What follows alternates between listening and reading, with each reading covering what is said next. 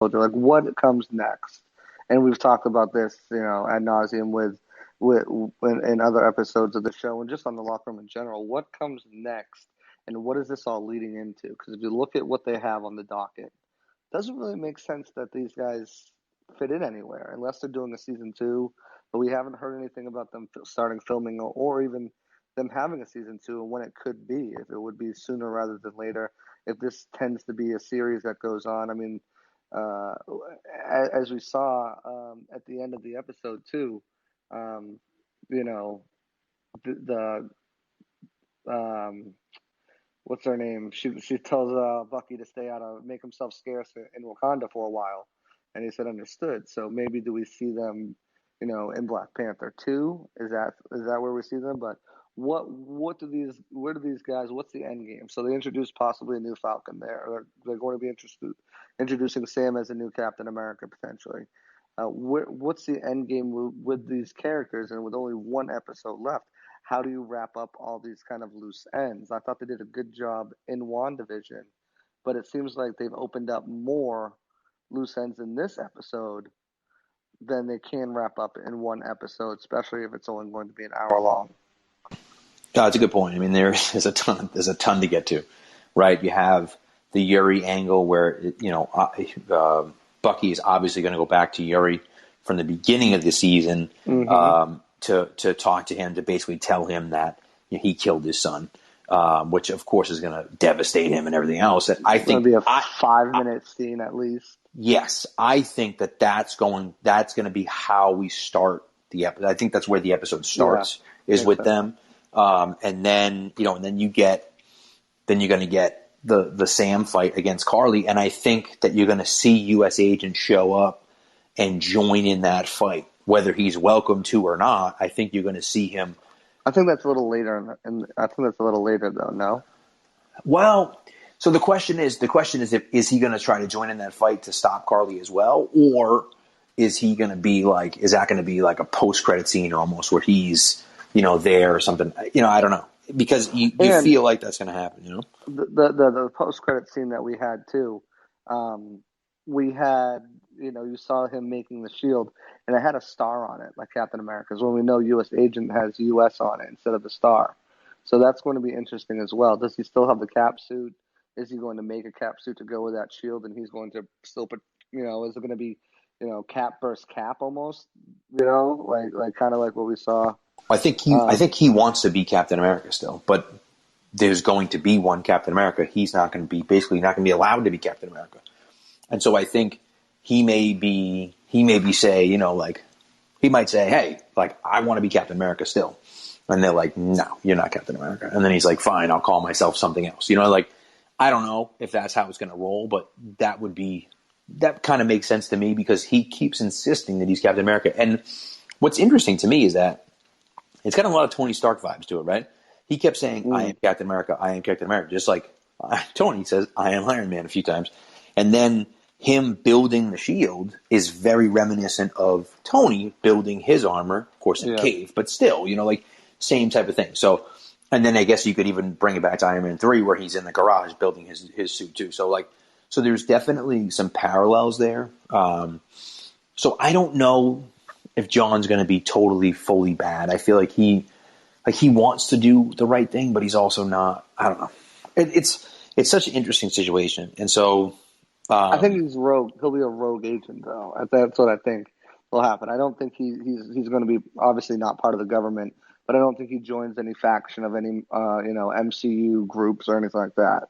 He's going to be one of these rogue agents, and it'll be interesting to see if his story ends here, or again, if he pops up. But again, that goes back to where do these characters break through next?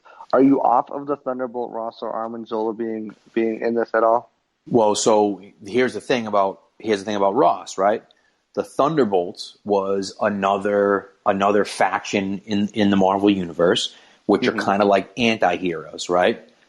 Zemo and villains, and villains, right? Where is Ross working? Ross works at Raft. Where is Zemo going? To the Raft. So that could be the start of the Thunderbolts, and now you have, let's just say Walker becomes U.S. Agent. Now you have U.S. Agent and you have Zemo, who are two members of the Thunderbolts, right? So So there's a possibility that they're going to break off, and that's either going to be a show or a movie where they kind of follow that storyline a little bit. So are you predicting that Walker ends up at the Raft? He certainly might. Or we get something where he gets approached by someone like a Thunderbolt Ross, and he says, "Hey, listen, I have I'm starting a team." Similar to what again, Iron Man, right? We get these Iron Man parallels, very similar to what Samuel L. Jackson did at the end of the first Iron Man, where I'm starting a team.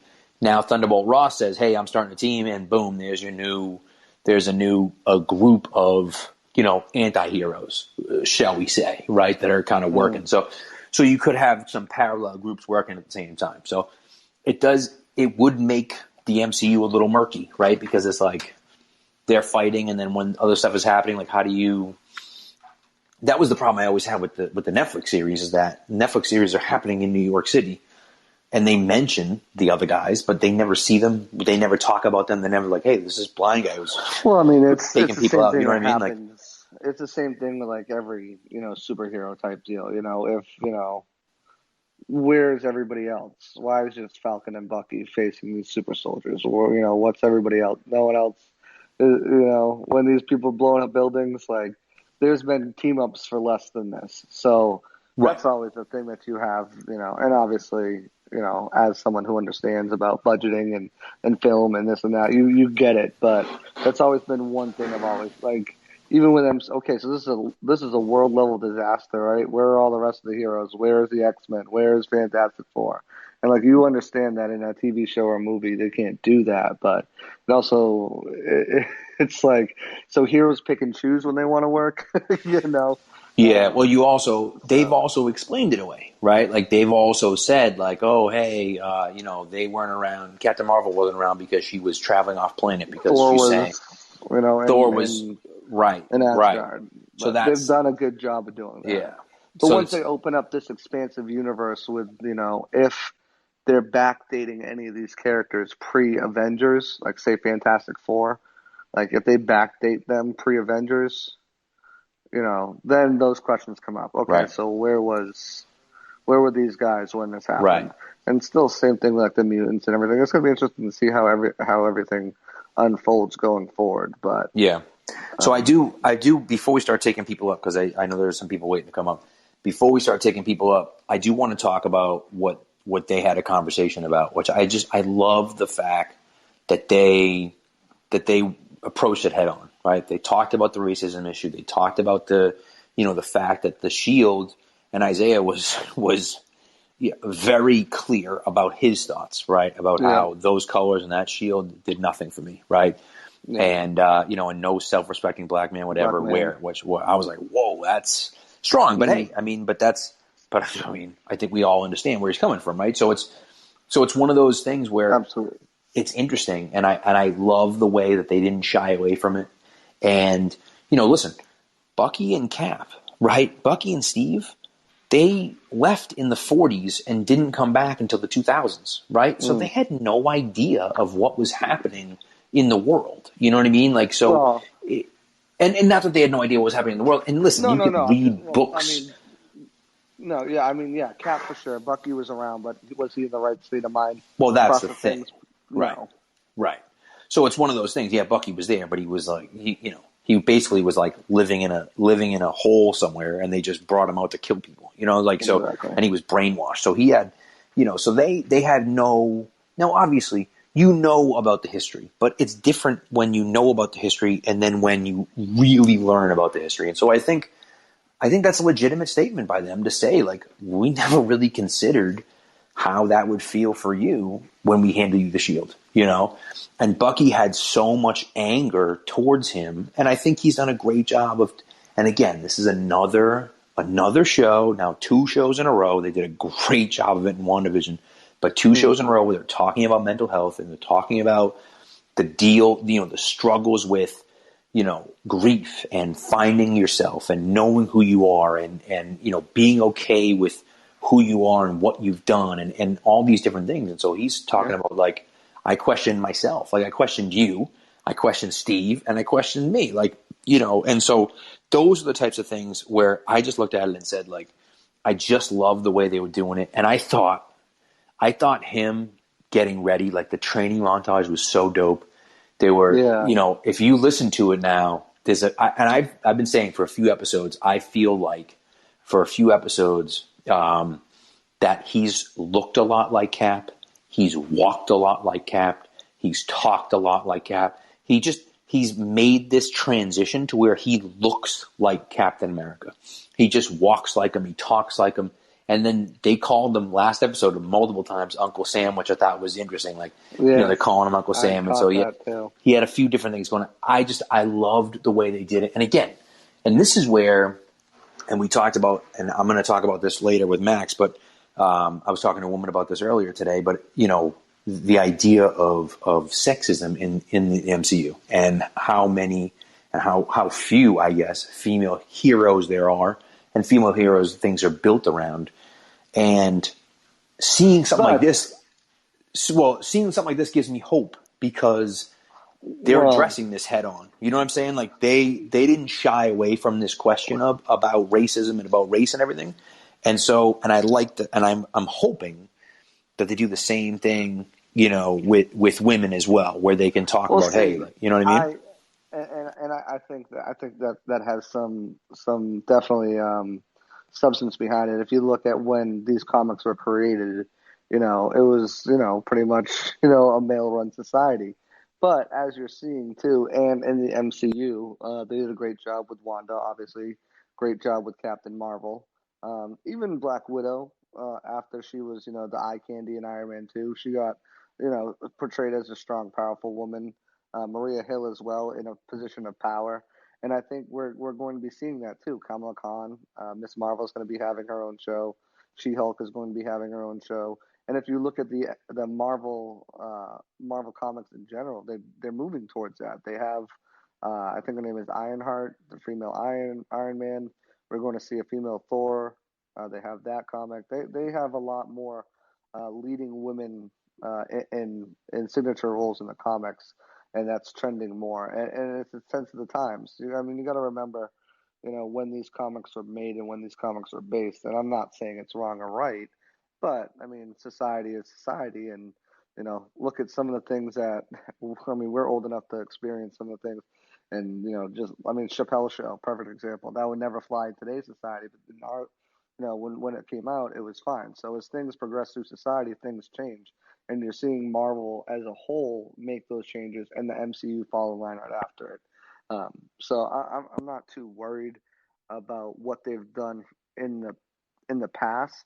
I think they've done a hell of a lot more than DCU, which is their direct competitor. So in that role, in that position, I think they've done a wonderful job. But I it would. is still something to, it's a conversation to have. I just don't think that it's necessarily like shame on the MCU. I mean, they were working with the material they had, and in order to get this off the ground to the part where you can introduce these, female superheroes and leads and characters, you have to get it. You have to get everybody invested and involved first, and whether it's wrong or right. I mean, that's starting with the main heroes, which are men. Well, So and listen, you're spot on, I think. And listen, Feige and the Russo brothers have talked about how they wanted to make Captain Marvel years ago. And the studio was like, we can't make a superhero movie with only a woman as the star. We can't do it because no one's going to go see it, right? And was that sexist? Of course. But these studios are looking at what bottom line. people do, and they are saying, are we going to make money or are we not going to make money? We don't care about doing the right thing. We care about making money. Are people going to go see it? We don't think so. And so what happens? Wonder Woman comes out and everyone loves it. And they say, oh, you know what? They were already filming Captain Marvel at that point. But the MCU was so big that they could just say, listen, we need this. We're doing this, right? And so now they're like, oh, we can do this. Oh, well, Captain Marvel made over $1 billion worldwide. Okay, I guess people will be all right with this, So, and I think, and as you said, it's something Feige wanted to do, and it was part of the main storyline too. I mean, that's why Siobhan's watching all the movies. One of our friends here in locker room watching all the Marvel movies for the first time, and I told him don't skip any of the movies, even though some of them are kind of skippable. but going in, because this is the order that